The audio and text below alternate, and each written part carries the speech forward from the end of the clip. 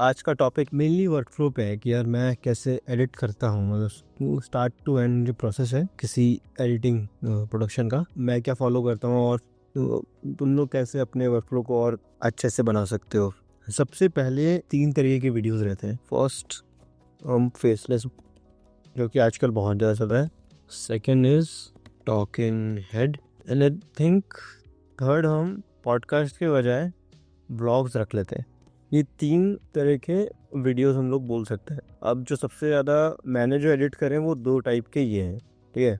मैंने faceless video ज़्यादा edit करी है एंड टॉकिंग हेड वीडियो ज़्यादा एडिट करी है। तो मेरा एक बेसिक वर्कफ्लो ये रहता है कि लेट्स से मैं मेरा कुछ पुराना प्रोजेक्ट फाइल ओपन करता हूँ। ये रहा वो ऑडियो, ये फेसलेस का एग्जांपल दे रहा हूँ मैं। फेसलेस में करना ये होता है, आपको जो इनिशियल फेज होता है, जो आइडिएशन वाला पार्ट होता है, उसके अंदर या तो आप प्रॉपर स्टोरी बोर्ड कर लीजिए, अगर आप अच्छे हैं स्केचिंग में, अच्छे हैं, या फिर लाइन आर्ट भी अगर आपको आता है तो आप स्टोरी बोर्ड कर लो। और स्टोरी बोर्ड में मेनली आप एक एक सीक्वेंस बना करके उन्हें असेंबल भी करते जाओ। जैसे अगर मैं मान लो कोई स्टोरी बोर्ड कर रहा हूँ, जैसे कि In the shadowed aftermath of the Cold War, cold war, line by line जो जो फ्रेम आपको चाहिए वो आप ड्रॉ करते जाइए। Let's brush to in the shadowed aftermath cold war. तो यहाँ पे जैसे कि पहले तो हम टेक्स्ट लिख लेते हैं, कोल्ड वॉर, ठीक है। सबसे इम्पोर्टेंट कोल्ड वॉर हो गया। एंड दूसरा शैडो बनती है एक सन से, तो एनवायरनमेंट में हम एक सन ऐड कर देंगे, ठीक है। एक एलिप्स टूल, आई थिंक सन अगर इधर से आया तो लुक मच बेटर।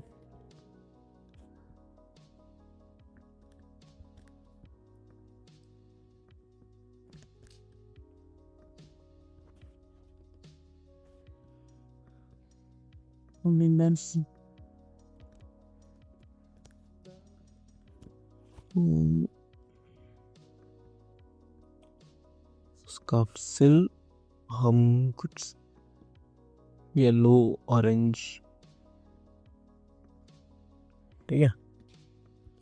तो ऐसा ही अब देखो होता ये है कि हम लोग क्या एक कॉम्पोजिशन अगर बना रहे हैं, और जैसे मैंने इधर ये डाला है, ठीक है, हम लोग ट्राई करते हैं कि जो टेक्स्ट है वो सेंटर में रहे, लेकिन एक्चुअल में करना ये चाहिए हमें कि यार हमारे आंखों को वो अजीब नहीं लगना चाहिए। ये मुझे और तुम्हें दोनों को अजीब लगेगा, बिकॉज जो कॉम्पोजिशन है वो अनबैलेंस्ड है।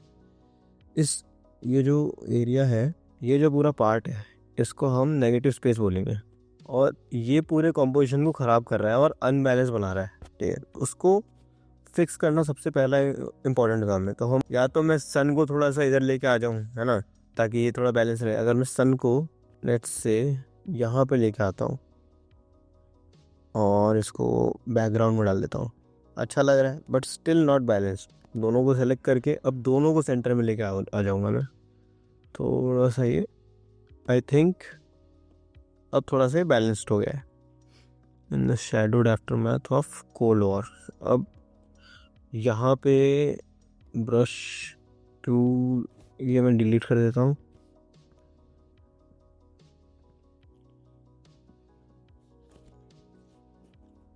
अब I think shadowed aftermath cold war. हाँ, एक आइडिया है कि 3D स्पेस में कई सारे लाशें पड़ी हुई, मुझे देखो स्टोरी बोर्डिंग नहीं आती है, तो मैं नॉर्मल कई सारे लाशें इधर दिखा दूंगा। इधर कोई टैंक आ रहा है, ठीक है, तो मतलब टैंक मान लो इधर, दोनों तरफ सिमेट्री बनाने के लिए टैंक की जगह यहाँ पे कोई पेट्रोलिंग स्टेशन हो गया, है ना।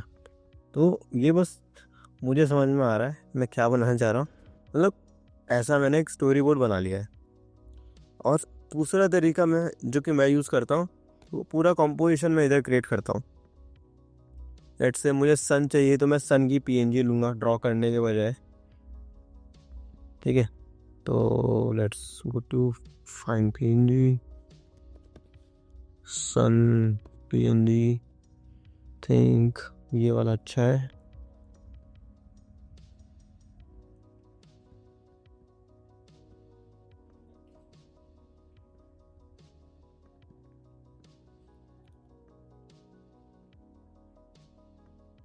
उसको यहाँ पे रिप्लेस कर दिया। एंड जो टेक्स्ट है, टेक्स्ट सही है, टेक्स्ट को मैं इधर रखूँगा। टेक्स्ट का कलर वगैरह हम लोग बाद में डिसाइड करें। एक रफ स्केच बना रहा हूँ मैं बिल्कुल, ये क्या चाहिए मुझे। और मुझे चाहिए टैंक्स, कोल्ड वॉर टैंक्स, जो कि इधर लगा दिया मैंने। एंड इसी का डुप्लीकेट करके फ्लिप हॉरिजॉन्टल, ये ठीक है, हॉरिजॉन्टल फ्लिप करके नॉर्मल बस जैसा मुझे देखना है वैसा मैं देखता जा रहा हूँ, मैं प्लेस करता जा रहा हूँ। ठीक है, मुझे चाहिए कोल्ड और सोल्जर्स,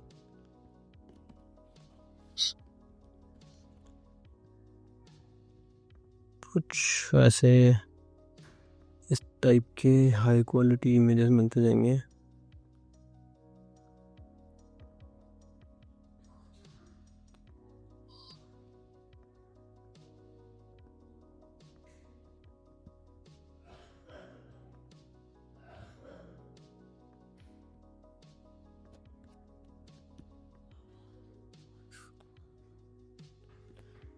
अब देखो, ये कॉम्पोजिशन मुझे सही लग रहा है। एंड आई थिंक जो सन है, सन को हमें सेट होते हुए दिखाएं तो ज़्यादा बेटर लगेगा। यहाँ पे रहेगा एंड दो पहाड़, बर्फीले पहाड़। ओके, तो स्नोई माउंटेन्स,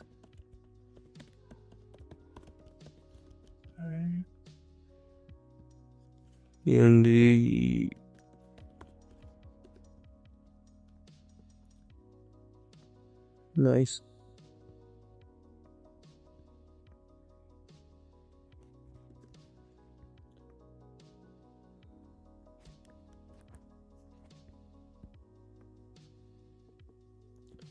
ठीक है, तो कुछ इस तरह कॉम्पोजिशन बनेगा। और आई डोंट थिंक ये मतलब सेंटर में तो ठीक है, इसको इधर रखते हैं। इधर अमेरिका का फ्लैग, एक अमेरिकन फ्लैग,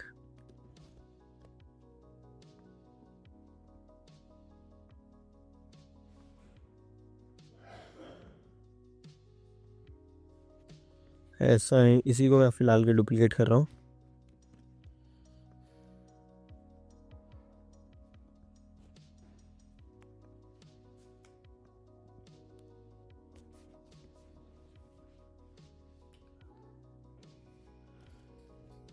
ठीक है, तो एक इस तरीके का बेसिक सा मैंने बनाया है। अब आइडिया ये है कि जो कैमरा है वो पीछे से जूम होगा, है ना।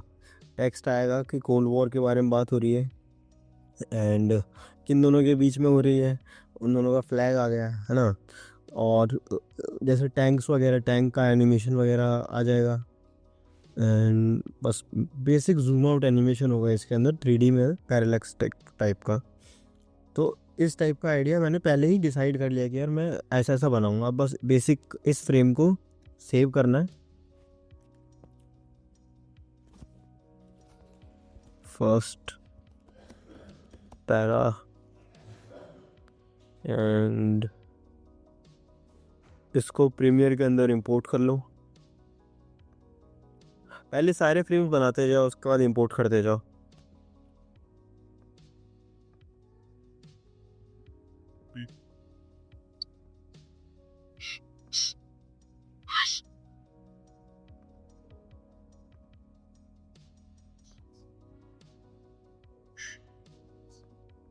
तो ये सीक्वेंस की तरह से आ जाएगा इधर।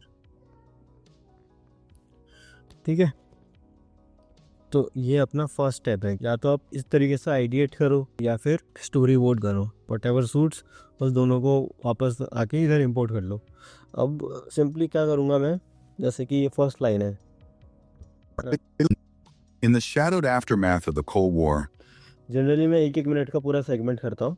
अब क्या करना है, इसको कट करेंगे ऑडियो के साथ, इसको कॉपी कर लो पहले, ताकि अगर कुछ मिस हुआ या कुछ हमने गलत बना दिया आफ्टर इफेक्ट्स में, तो हमारे पास एक और तरीका होगा सब कुछ रिकवर करने का। सेलेक्ट करके go to replace with after effect composition.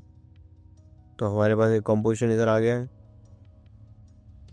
सारे लेयर्स के साथ जो हमने बनाए थे। अब एक प्लगइन मैं यूज़ करता हूँ अनप्रीकम्पोज। तो वो क्या करता है, अनप्रीकम्पोज करता है, जो कि नाम सजेस्ट कर रहे हैं। तो ऐसे अनप्रीकम्पोज कर देगा। अब सिंपली हमें इनको 3D करना है। इसको ये वाला प्लगइन पेड है? पेड तो है, पर पे कौन कर रहा है? ठीक है, इसको 2 व्यू कर दो एंड बस जैसे कि ये लेयर एंड में ये सूरज है, तो इसको बिल्कुल पीछे ले जाओ। नहीं सॉरी, ये सॉलिड कलर है, इसको हम हटा देते हैं, काम का नहीं है। बिल्कुल पीछे ले जाएंगे हम सूरज को, बिल्कुल जितना हो सकता है। थिंक इतना पोजीशन, उसको हम 10,000 कर देते हैं। एंड 5,000 में ये वाला पार्ट,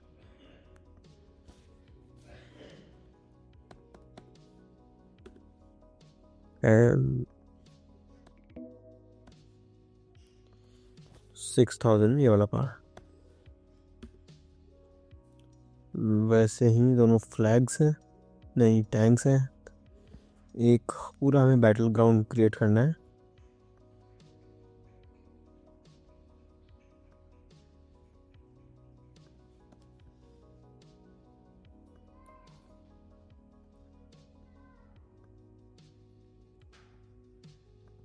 अब हम बस, मेरा वर्कफ्लो का सेकंड पार्ट रहता है कि बस एक रफ एनिमेशन बनाना है, मुझे कैसा दिख रहा है वो आइडिया देने के लिए।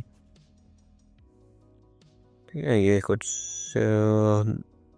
फ्लैग है, आगे पीछे कर दिया।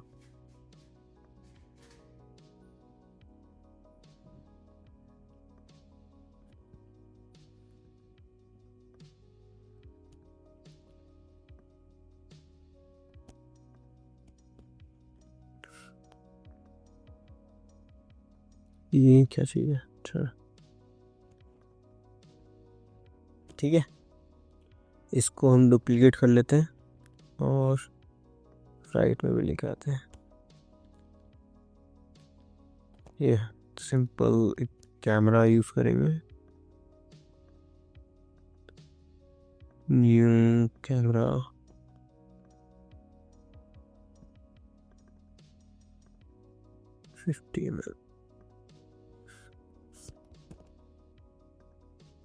जो मैंने पहले डिसाइड किया था एनिमेशन को, वो मैं सिंपली एक एनिमेशन क्रिएट कर लूँगा।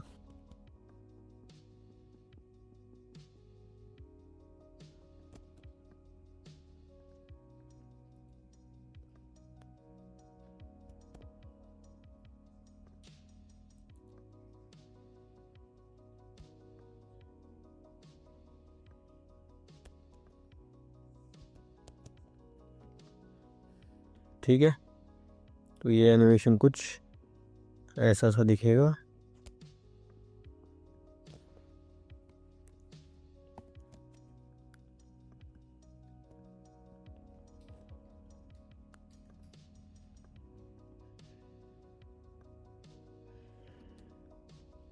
In the shadowed aftermath of the Cold War,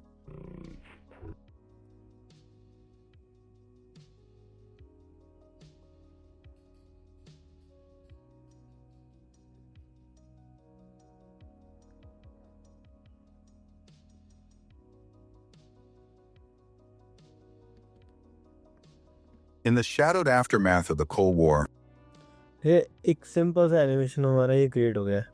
अब बस इन सबको अलग अलग जो हाई क्वालिटी एसेट्स हैं उससे आप रिप्लेस कर दे जाइए एंड ये आपका पहला सीन क्रिएट हो जाएगा। तो ये हमने आइडिएशन कंप्लीट कर दिया है। टिक मार्क लगा देते हैं इधर, आइडिएशन।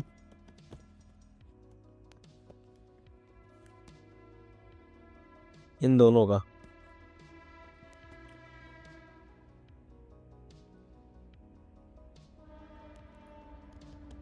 आई थिंक एक टेबल फॉर्म बना लेते हैं, वो ज़्यादा बेटर रहेगा।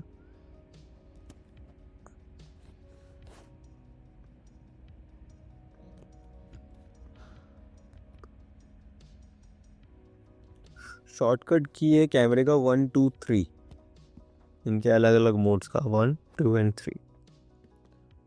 ठीक है, तो हाँ अब क्या करना है, जैसे कि आइडिएशन में इन दोनों का तो सिमिलर है, जहाँ जहाँ एनिमेशन करना है वहाँ वहाँ के लिए आप स्टोरी बोर्ड कर लीजिए। स्टोरी बोर्ड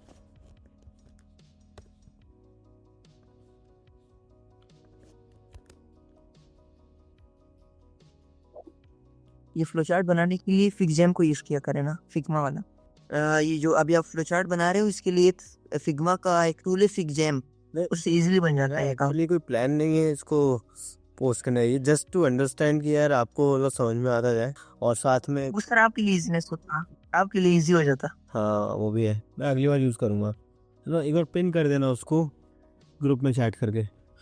ओके, सो हमारा आइडिएशन का पार्ट था, या तो आप स्टोरी बोर्ड कर लीजिए या फिर आप फोटोशॉप कर लीजिए।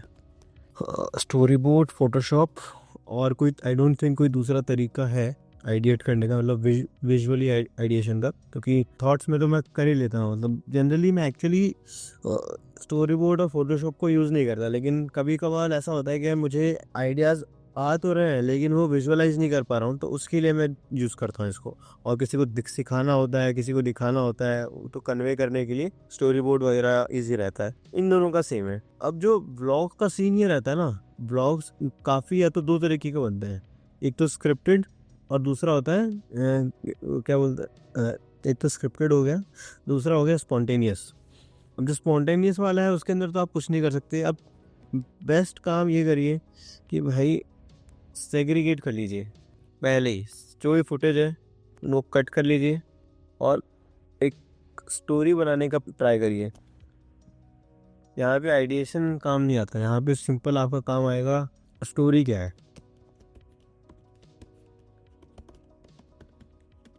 Of footage and finding story.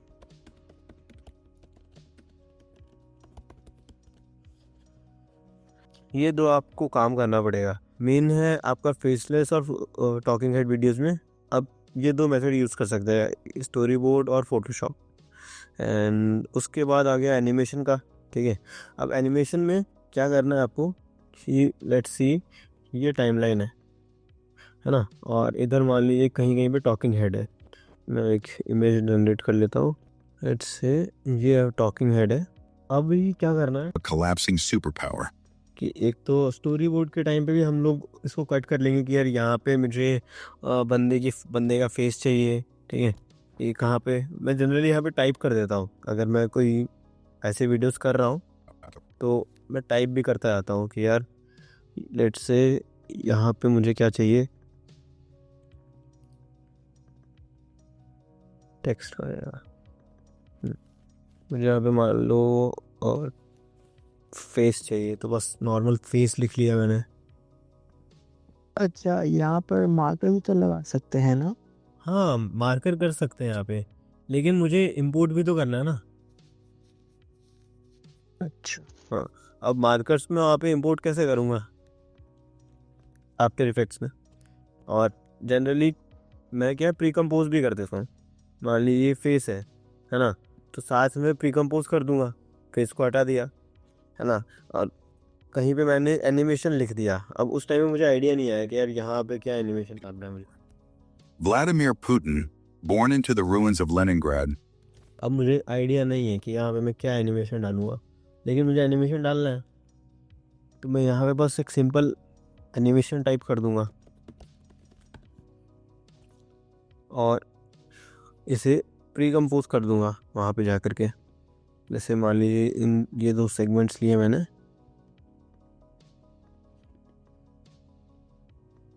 और आफ्टर इफेक्ट्स में इंपोर्ट कर लिया।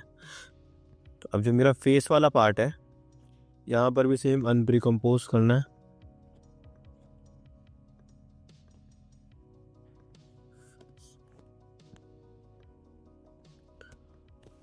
ये जो फेस वाला पार्ट है इसको तो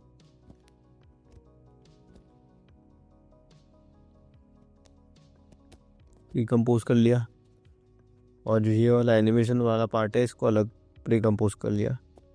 तो ये 2 कंपोजिशन बन गए।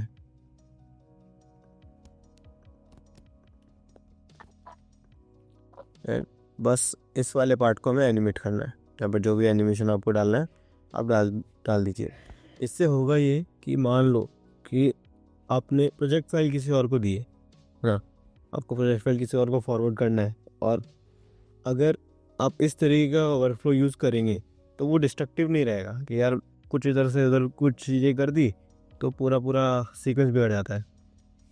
बेटर है कि यार आप उसको अलग अलग प्री कंपोज करते जाइए, है ना। जैसे फर्स्ट सीन बनाया मैंने, एक मिनट का पूरा सीक्वेंस है, उसके अंदर आप सीन बाय काम करिए कि यार ये सीन है, first scene, second scene, third scene. उसके या तो आप टाइटल लिख दीजिए first scene, second scene, third scene, या फिर आप जो बात कर रहा है, जैसे मान लो यहाँ पे लेनिनग्राड के बारे में बात कर रहा था, मैं लेबल कर दूंगा इसको लेनिनग्राड से, ठीक है। इस तरीके से इसको आपको मैनेज करना पड़ेगा कि अब किसी को आप फॉरवर्ड करें या फिर इवन आप भी देखें। कई बार जैसे होता ही है मेरे साथ कि अगर 20-20 मिनट की वीडियोस हैं तो चेंजेस के लिए गए वो, एटलीस्ट मेरे पास चेंज आता है कि यार टाइम लग जाता है उनको रिव्यू करने में, अराउंड 3-4 दिन लग गए, लेकिन मैं तो भूल गया क्योंकि इतने सारे एनिमेशन मैंने किए, इतने सारे सीक्वेंसेस हैं, अब मैं भूल चुका हूँ कि कहाँ पे क्या चेंज करना है, कहाँ पे क्या फिक्स करना है, कौन सी स्पेलिंग मिस्टेक है, कौन से पार्ट में है। हाँ, यार 3-4 दिन बाद अगर रिव्यू आता है तो हम लोग भूल जाते हैं ये कहाँ पे कौन से चेंजेस है। अगर भूल नहीं भी जाते हैं तो यार वो नेविगेट करना मुश्किल रहता है। तो नेविगेशन ईजी करने के लिए हमें इस टाइप का वर्कफ्लो करना चाहिए। थोड़ा स्टार्टिंग में इनिशियल मेहनत लगता है कि साथ साथ में आपको हैबिट बनाना पड़ेगा कि यार लेबल कर दो, ठीक है। मैं जनरली लेबल नहीं करता, मेरा जो पुराना फोल्डर था वो जो वीडियोस मैं खुद करता मेरे पर्सनल लेवल पे वो बहुत ज़्यादा क्लटर्ड रहते हैं, लेकिन मुझे मालूम है कि अगर मैं ये वीडियो किसी को और भेजने वाला हूँ, जैसे कोई हिस्ट्री वाली वीडियो जो 3-4 लोग और कर रहे हैं, तो मैं हाथों हाथ उन्हें लेबल भी करता हूँ, ठीक है, उन्हें प्रीकम्पोज भी करता जाता हूँ, तो वो दूसरों के लिए ज़्यादा इजी पड़ जाता है, मेरे लिए भी पड़ जाता है। लेकिन मैं तब और ज़्यादा कॉशियस रह के ये सारे लेबलिंग वगैरह का काम करता हूँ। तो ये हो गया हमारा डिसाइडिंग पार्ट कि यार डिसाइड करना है किस पार्ट में हमें एडिट करना है। Deciding and file management,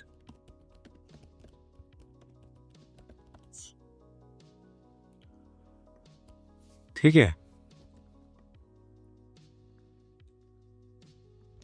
third आ गया हमारा वर्कफ्लो का। नेक्स्ट हो गया जो बेसिक एनिमेशन किया था अपन ने, वो यहाँ पे डाल सकते हैं, बेसिक एनिमेशन एंड एडिटिंग। यहाँ पे बस आप अपन टेस्ट करेंगे कि क्या चीज़ वर्क कर रही है, क्या चीज़ नहीं वर्क कर रही है। कुछ चीज़ नहीं आता है तो हम वो सीखेंगे, और जो आता है वो यूज़ करेंगे। जैसे कि इधर जो मैंने ये एनिमेशन किया, ये बेस है, ये फाइनल नहीं है, ठीक है, इसको बिल्कुल फाइनल नहीं मान सकते। अब इसके अंदर एक तो फोटोज़, मतलब ये बेसिक एनिमेशन है जो कि इस वाले सेगमेंट का पार्ट है। अब इसके अंदर ideation, deciding and fine management, basic animation, and उसके बाद धीरे धीरे करके हमें रिफाइनमेंट करना है। एडिंग एलिमेंट्स ज़्यादा सही टाइटल रहेगा। एंड ये होने के बाद फाइनल रीटच, लास्ट होगा हमारा साउंड डिज़ाइन। साउंड डिजाइन सबसे लास्ट में करेंगे। हाँ, आप म्यूज़िक पहले फाइन करके रख सकते हैं ऊपर, लेकिन जो एनिमेशन के साउंड इफेक्ट्स वगैरह होते हैं तो वो हम लोग बाद में ही करेंगे। आप पहले तो एनिमेशन के साउंड ऐसे इफेक्ट्स डाल नहीं सकते। आप म्यूज़िक हम लोग पहले फाइंड आउट कर लेते हैं, प्रॉपर बीपीएम वगैरह, मतलब फिर हम उसके अकॉर्डिंग एनिमेट कर सकते हैं म्यूज़िक के साथ। जो मैंने एक वर्कफ्लो बताया था जो कि कभी कभी मैं यूज़ करता हूँ, उसके अंदर 1 मिनट मैं इसको पहले पूरा खोल कर दूँ, साउंड एंड कलर ग्रेडिंग, ठीक है। अब इन सबको मैं एक बार एक एक करके एक्सप्लेन करता हूँ। तो 3 तरह की वीडियो हमने अभी तक डिसाइड की है कि ये 3 तरीके के वीडियो होते हैं। अब उसके अंदर पहला पार्ट होता है आइडिएशन का, जिसमें आप स्टोरी बोर्ड वगैरह कर लीजिए। एंड स्टोरी बोर्ड हो गया, स्टोरी बोर्ड के साथ साथ आप फोटोशॉप पे भी बना सकते हैं, जिसको नहीं करना होता है पेपर पेन पे आप ड्रॉ कर सकते हैं, स्टिक एनिमेशन बना सकते हैं।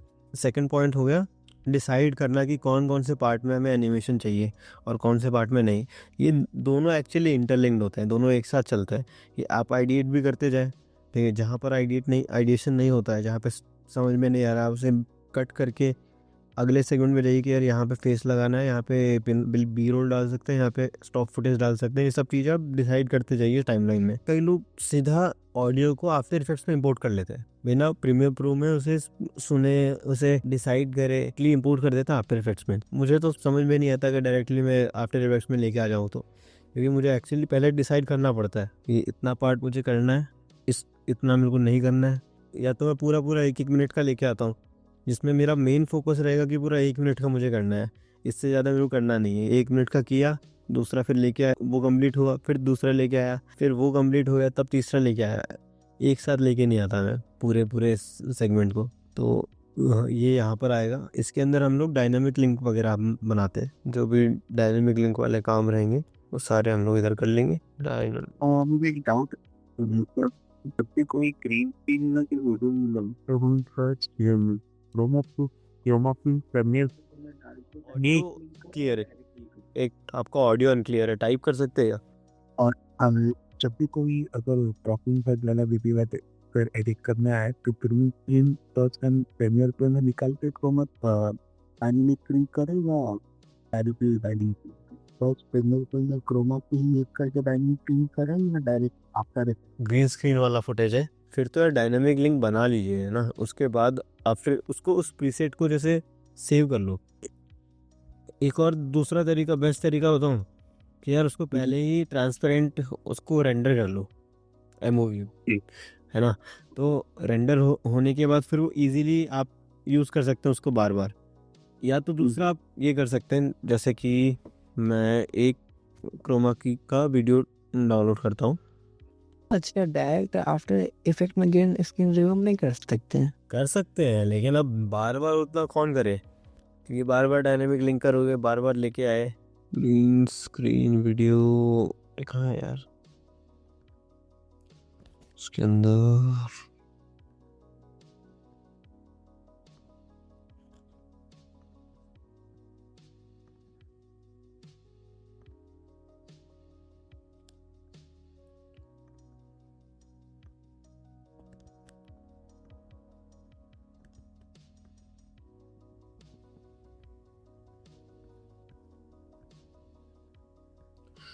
ठीक है।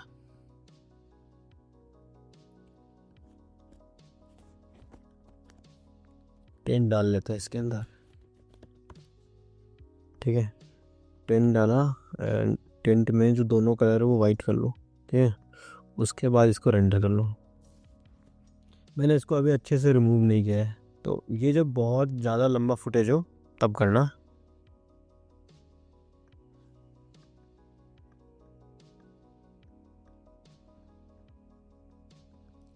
ठीक है, ये दोनों आ गए। अब जैसे 10 मिनट की ज़्यादा लंबी फुटेज है, अब बस सिंपली क्या करना है, या इधर ही डालो यार ट्रैक मैट की इस वाले नीचे वाले फुटेज के अंदर सेलेक्ट करना है हमें वीडियो 2 मैट।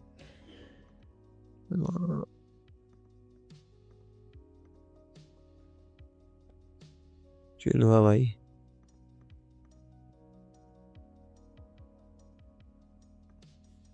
अच्छा अपने को इसमें से ये डिलीट करना है, ठीक है। एंड इसके अंदर आप ग्रीन स्क्रीन भी रिमूव कर सकते हैं, अल्ट्रा की, तो ये गायब कर देगा, ठीक है। अब इसको बस सिंपली आफ्टर इफेक्ट्स में इंपोर्ट कर लो डायनेमिक लिंक से। अब आफ्टर इफेक्ट्स में तो ट्रैक मैट की है नहीं, आई डोंट थिंक आफ्टर उसमें टाइट मैट है, तो बस इसको मैट कर दो ऐसे।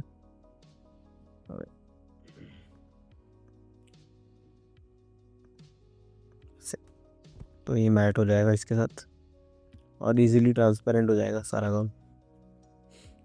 ये लेकिन जब यूज़ करना जब वीडियो 10 मिनट के पार हो ग्रीन स्क्रीन में, ठीक है, नॉर्मली यूज़ करने का कोई सेंस नहीं है।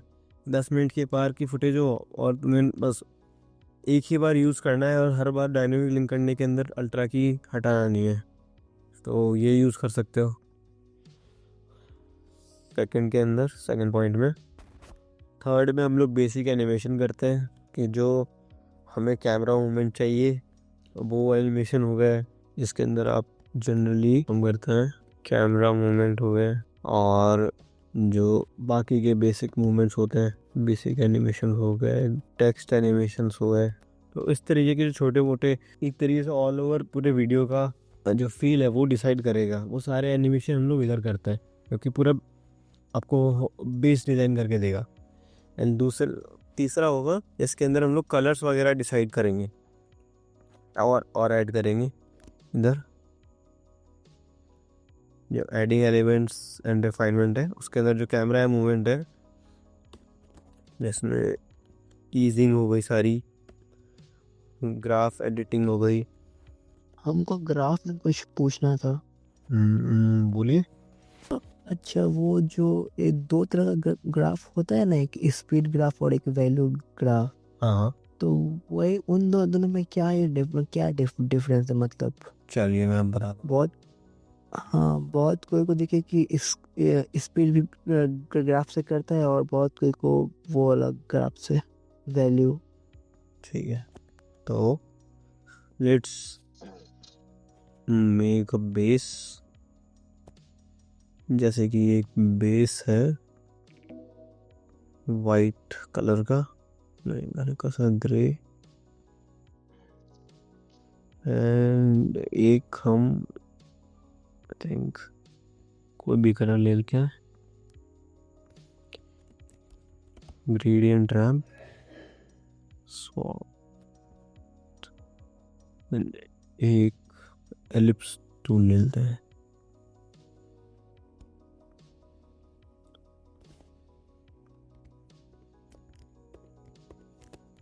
उसको रखा हमने यहाँ पे, एक बेसिक एनिमेशन बनाते हैं ड्रॉप करने का, ठीक है। पोजीशन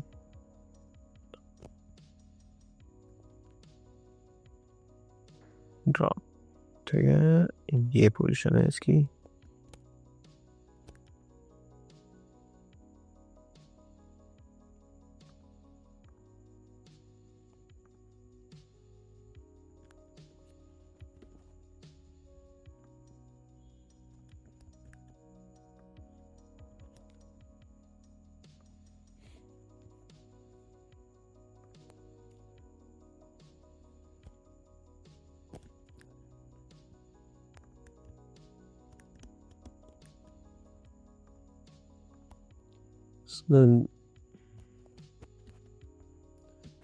अभी तो बहुत इस टाइप का एनिमेशन है। अब फिजिक्स ये कह रही है कि ये गिर तेज रहा है, और मतलब तेज क्या है, ये फ्री फॉल में है, नीचे आएगा तो आराम फटाफट से। आई थिंक इसका वेट हैवी है, ठीक है। पहले डिसाइड करते हैं इसका वेट कितना है। आई मीन इसका वेट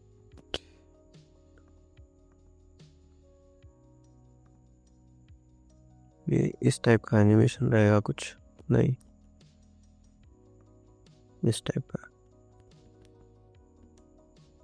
ठीक है।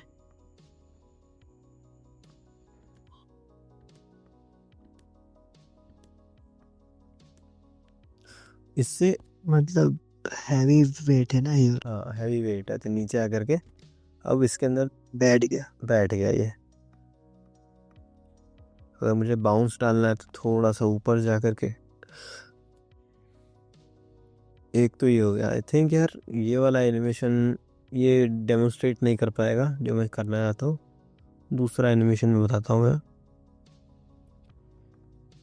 एक हाँ, ये वाला सही रहेगा। यहाँ से यहाँ मूव कर रहा है कि ये कुछ ऐसे मूव करेगा, ठीक है। अभी लीनियर ग्राफ है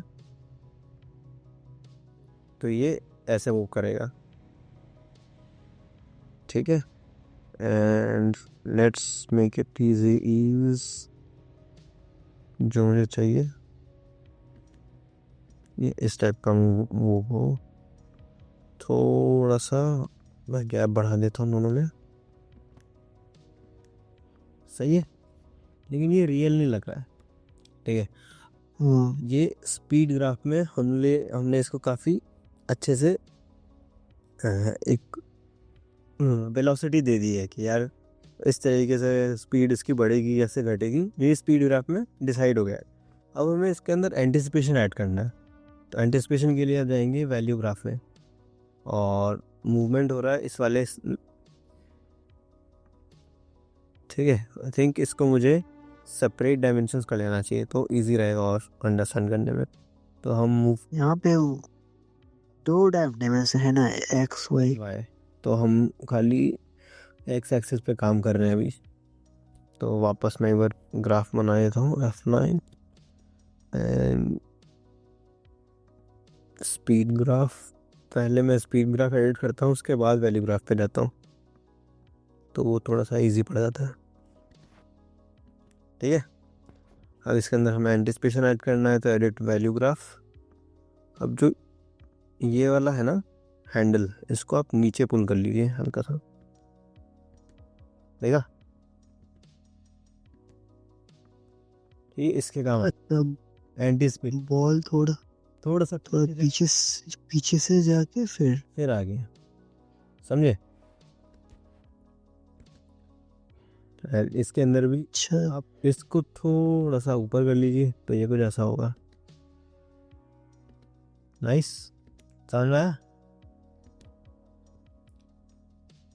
वैल्यू के ग्राफ से मतलब वो जो मतलब कि जो एलिमेंट का वैल्यू को यहाँ से वहाँ कर सकते हैं ना, कम या ज़्यादा।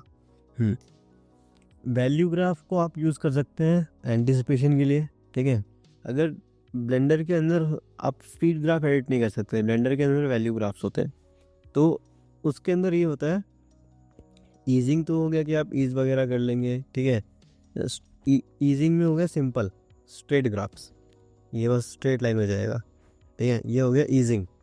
लेकिन अब इसके अंदर एंटिसिपेशन ऐड करना है, तो ये वैल्यू डिसाइड कर रहा है, जैसे -500 है तो -500 तक पीछे जाएगा, ठीक है। ये -100 पीछे गया, ठीक है।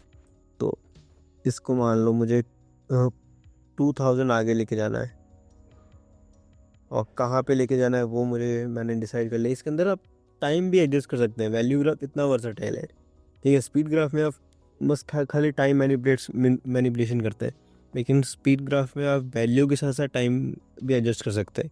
जैसे मैंने टाइम एडजस्ट ऐसे किया है कि इसको मैं ऊपर लेके आ गया एंड आगे की तरफ लेके आने से इसका स्पीड एडजस्ट हो रहा है आगे पीछे करने से, और ऊपर नीचे से वैल्यू एडजस्ट हो रही है, ठीक है। जो अगर आप एक्स एक्सिस पे मूव करेंगे तो इसकी स्पीड एडजस्ट होगी, एंड वाई एक्सिस पे अगर मूव करेंगे तो इसकी वैल्यू वैल्यू कम ज़्यादा होगी। तो मैं अगर इसको मुझे 2000 पे आगे बढ़ाना है तो ये कुछ ऐसा होगा, ठीक है। अच्छा, तो ऐसा अगर चीज़ करना है इतना तो ये कुछ ऐसा होगा, समझ गए। हाँ चलिए, ठीक है। तो ये हमने इस सारा जो ग्राफ एडिटिंग हमारा हो गया, इसके अंदर ईजिंग हो गई, ग्राफ एडिटिंग हो गई, ठीक है। नेक्स्ट इसके अंदर आप ग्लोज ऐड करेंगे, नहीं मतलब ग्लो वगैरह इधर नहीं आएगा। जो फाइनल रीटच होगा उसके अंदर आप ग्लो ऐड कर दीजिए। प्रैक्टल्स जो नॉइज़ होता है हम जो फुटेज के ऊपर डालते हैं, नॉइज़ ऐड कर लीजिए, ग्लो, नॉइज़ और डिस्प्लेसमेंट्स हो गई, पोस्टराइज टाइम इफेक्ट हो गया, जो भी हैवी इफेक्ट्स हैं जो कि पूरे लुक को डिफाइन करेगी वो सारा इधर होगा।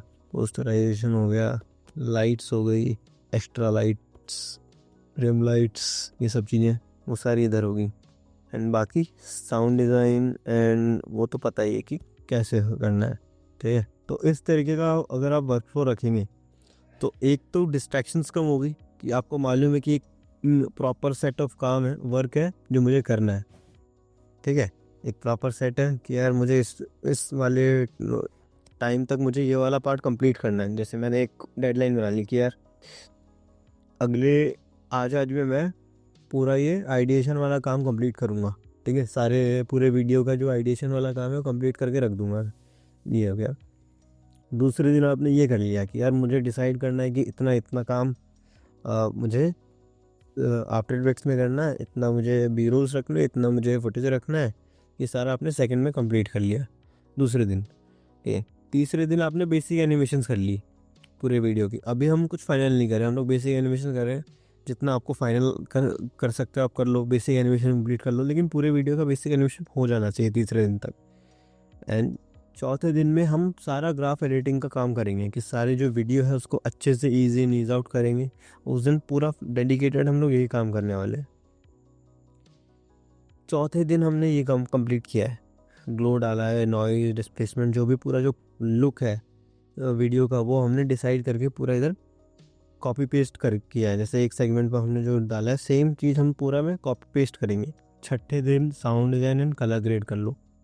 तो एक वीक के अंदर आप 10 मिनट की वीडियो इस तरीके से बनाओगे तो बिल्कुल डिले नहीं होगा, ठीक है। बिल्कुल ऐसे हेक्टिक नहीं लगेगा कि यार क्या कर रहे हैं, और कुछ हो जाता है कि यार डिले पे डिले चले जा रहा है, कुछ हम लोग एंड मोमेंट के लिए छोड़ देते हैं। तो उससे बेटर है कि आप ऐसा वर्कफ्लो डिज़ाइन कर लो कि यार कुछ नहीं से कुछ तो करें हम लोग, ठीक है। किसी किसी दिन मेरे पास ऐसा रहता है कि ये वर्कफ्लो ऐसा नहीं कि आप बिल्कुल लिनियरली फॉलो करें, ठीक है। किसी दिन ऐसा हुआ कि यार आपको मन नहीं हुआ, आपके पास आइडियाज़ नहीं आए, आइडिएशन का काम नहीं हो, लेकिन जितना आइडिया है आप उसको सेकंड जो आपका वर्कफ्लो का सेकंड पार्ट है आप वो कर लो, पहले थर्ड पार्ट है वो कर लो। इसको आप कभी भी अपने अकॉर्डिंग ब्रेक कर सकते हैं।